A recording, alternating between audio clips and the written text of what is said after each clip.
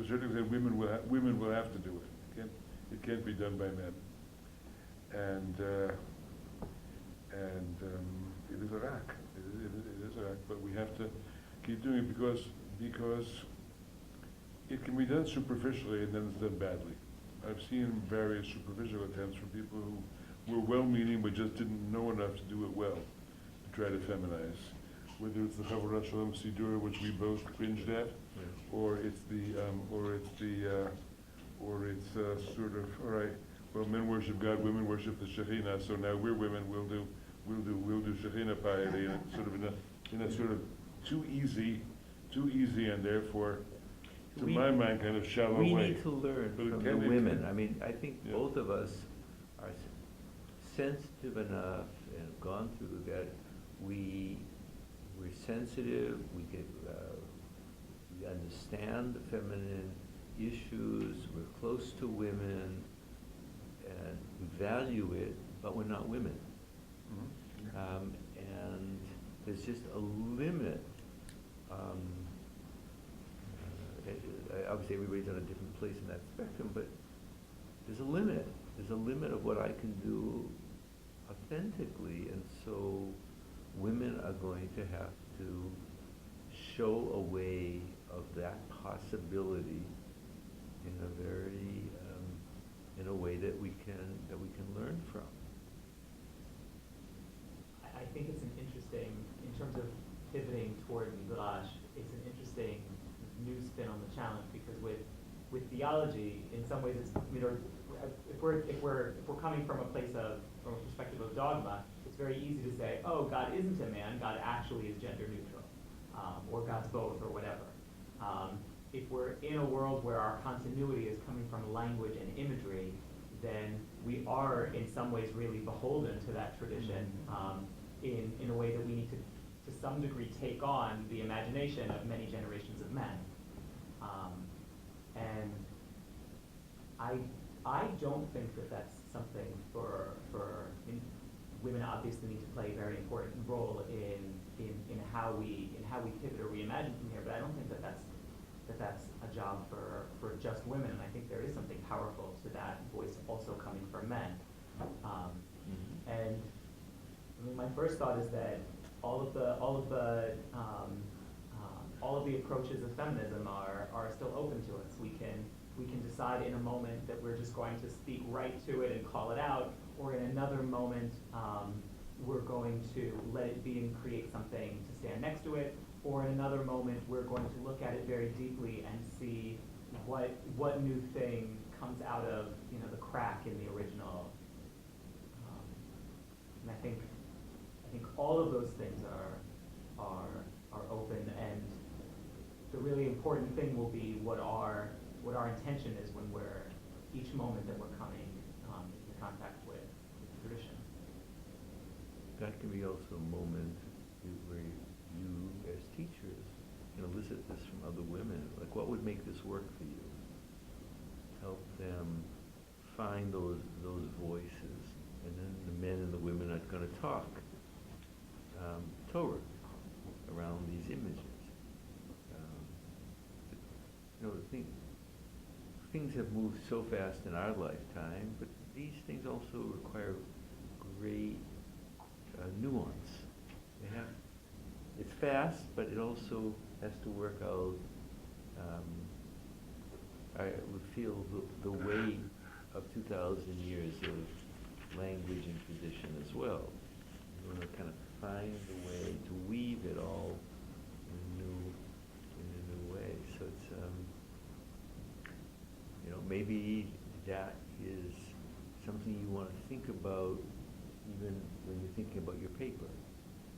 To take some of the images, or even a new image that you're working with, and to try to give it a different voice, a different spin against the grain, to try to work that out as a potential teaching, as a drasha that's working that out. That would be helpful to you, it'll be helpful to us, as a way of trying to find a voice, a new voice of instruction. So there's something to think about. Yeah, Ilan?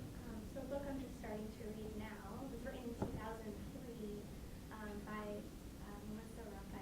By who? Melissa Raphael, who's in I the don't know. UK, and she wrote a book called The Female Face of God in Auschwitz. Oh, yeah. And I had never thought to think about doing theology, Jewish theology from a very modern place, not looking at our sacred texts, but looking at the lives and experiences of women, because we know more now. We have, witnesses and documentation and stories of women, and be able to derive theology from their experiences. So what does she mean? That the face of God is reflected through the face Yeah, the way in of which- women and their suffering? Is The that? way in which they experience the Holocaust, we can derive theology from that. So can you say Instead more? of thinking about God was absent in the Holocaust, God was in the relationships women built together to support one another in the camp. And thinking about ways in which they lived in a way that reflected divinity or holiness and brought a sense of humanity into their lives together. She feels like post-Holocaust theology is very male-centered in the sense of God just wasn't there. Who were the people doing theology right after the Holocaust? That we didn't So it's reflect. really the mourning, suffering Shekhinah more than the absent male. Who published the book? Melissa Raphael? She's at the University of Gloucestershire. Of what? Gloucestershire. Oh, okay, all right. Come on, That's a guys, pla- you know what you are. This, that is a place. Anybody else have any comments? I'm going to say farewell. That's my comment. I've done very well Well, for I 2 think hours it's 11, after, maybe we should, I think, thank you for this great effort. And I will be sending my, what is your assignment for the Remus, do you know? The third? I'll be sending mine probably Wednesday. You posted something for art, for the No, next one. we posted the stuff for the garage. No, but there's stuff posted for art for every week. Yes, I believe I have something up there, and I believe Oh, it's, I don't know. I believe it's a rewritten section Oh, you were from- gonna translate something, weren't you? Yes. No. You were gonna translate something that you wrote in Hebrew for Seek My Face, or Radical Judaism, that you added something for the Hebrew, and you were gonna translate something, right? I wasn't translated. This is what was posted, where it Thank says you. week 4, and where it says week 5. Personal both of theology those. reflection, oh, all right. So what does that mean? Yes. What is that? So this is, for week 4, thank you, my essays are 2.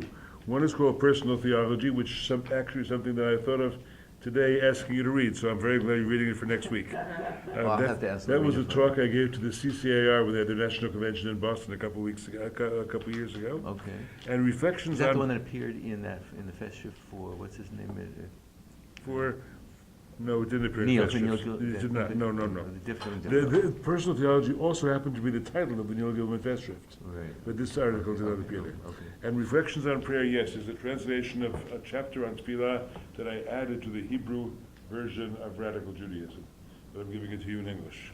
I'll have So- Lorena send it to me. Yeah, so those are 2 things. And I'll be sending my Of what- Remes chapter. Exactly how they fit into Remes is something I can't figure out this moment, maybe just because I'm too tired. But We'll anyway, Don't they're, try they're, now. they're worth your reading, I think. All right.